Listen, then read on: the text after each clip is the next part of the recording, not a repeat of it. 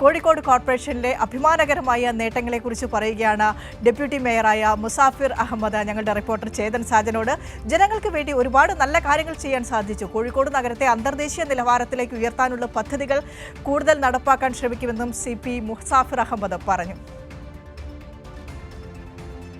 Kozhikode corporation deputy മേയറായ CP Musafir അഹമ്മദാണ് നമ്മൾ കൈരളി ന്യൂസിനോടൊപ്പം ചേരുന്നത്. അദ്ദേഹം ഒരിക്കൽ കൂടി ജനവിധി തേടുകയാണ്. അദ്ദേഹത്തോട് തന്നെ നമുക്ക് നേരെ ചോദിക്കാം. സാഹബ് എന്താണ് പറയുന്നത്? ഒരു രാഷ്ട്രീയ പോരാട്ടത്തിലേക്കുള്ള ചുമതല ഏറ്റെടുക്കുകയാണ്. വീണ്ടും തദ്ദേശ തെരഞ്ഞെടുപ്പിൽ കോഴിക്കോട് കോർപ്പറേഷനിൽ മത്സരിക്കാനുള്ള പാർട്ടിയുടെയും ഇടതുപക്ഷത്തിൻ്റെയും തീരുമാനം നടപ്പാക്കാനായി ഇന്ന് തൊട്ട് രംഗത്തിറങ്ങുകയാണ്. വരാൻ പോകുന്ന തെരഞ്ഞെടുപ്പിൽ ഇടതുപക്ഷത്തിൻ്റെ അഭിമാനകരമായ വിജയം കോഴിക്കോട് കോർപ്പറേഷനിൽ ഉറപ്പുവരുത്തുക എന്നുള്ള ചുമതലയാണ്. അത് നിർവഹിക്കാനായി വരും ദിവസങ്ങളിൽ സജീവമായി രംഗത്തിറങ്ങും. ഡെപ്യൂട്ടി മേയറായി 5 വർഷം ഉണ്ടായിരുന്നു. പെട്ടെന്ന് എടുത്തു പറയാനുള്ള ഓർമ്മയിൽ തങ്ങിയിരിക്കുന്ന മൊമെൻറ്റ്സ് ഒക്കെ ഒന്ന് ഷെയർ ചെയ്യാൻ പറ്റുമോ?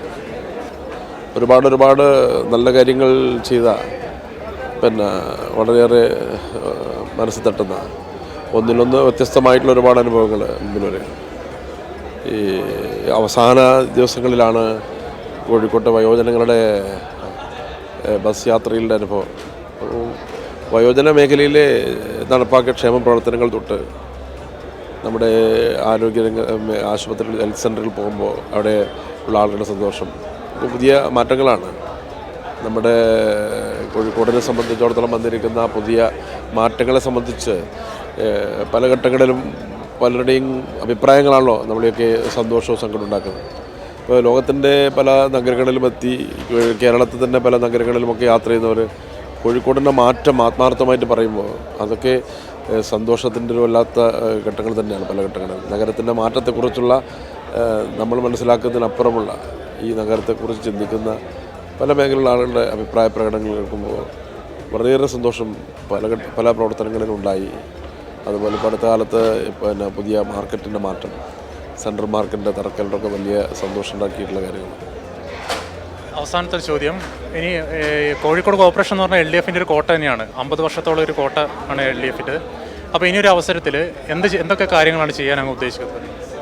ഈ കൗൺസിലിൻ്റെ തുടങ്ങി വെച്ച പ്രവർത്തനങ്ങളുടെ തുടർച്ചയാണ് ആദ്യഘട്ടത്തിൽ നമുക്ക് നിർവഹിക്കാനുള്ളത്.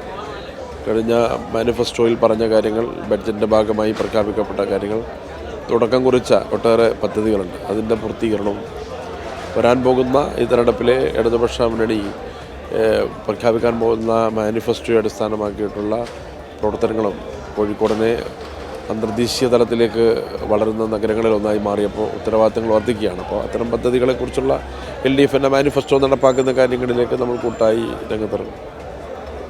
വിജയാശംസകൾ നേരുകയാണ്. ക്യാമറമാൻ ഹബീബ് പട്ടാമ്പിക്കൊപ്പം ചേതൻ സാജൻ, കൈരളി ന്യൂസ്, കോഴിക്കോട്.